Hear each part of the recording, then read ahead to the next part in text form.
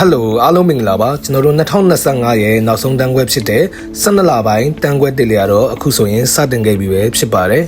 ဒီတန်းခွဲမှာတော့ကျောင်းသားတော်တော်များများကလုံးဝအခြေခံမရှိဘဲနဲ့ဒီဘာဘာ interest တွေနဲ့လုံးဝစိတ်နဲ့ကျောင်းသားတွေကတော်တော်များပါတယ်အဲ့ဒီအတွက်သူတို့တွေကိုကျွန်တော်ကပထမအဆုံးနေ့ရက်တွေမှာဒီဘာဘာ industry ရဲ့အကြောင်းတွေနောက်တစ်ချက်ကတော့ဘာဘာတယောက်ရဲ့ lifestyle တွေဘယ်လိုနေရမယ်ဘယ်လိုထိုင်ရမယ် customer service တွေကိုသင်ကြားပြီးတဲ့နောက်ပိုင်းမှာတော့အခုမြင်တွေ့နေရလို့ဒါကက်ကြီးကိုင်နည်းတွေအခြေခံကက်ကြီးညက်နည်းတွေကိုဆက်လက်ပြီးတော့သင်ကြားပေးနေရပဲဖြစ်ပါတယ်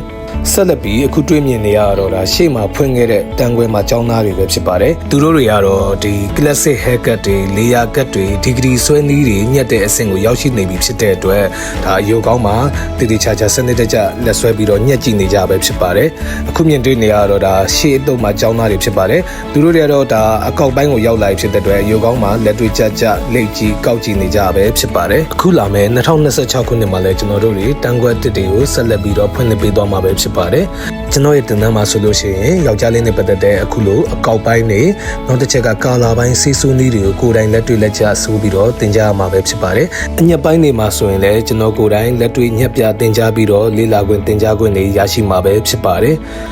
ကြည့်ရှုသူအားလုံးစိတ်ချမ်းသာခြင်းကိုယ်ကျန်းမာခြင်းနဲ့ပြည့်စုံကြပါစေဗျာ Bye bye, Baba Academy.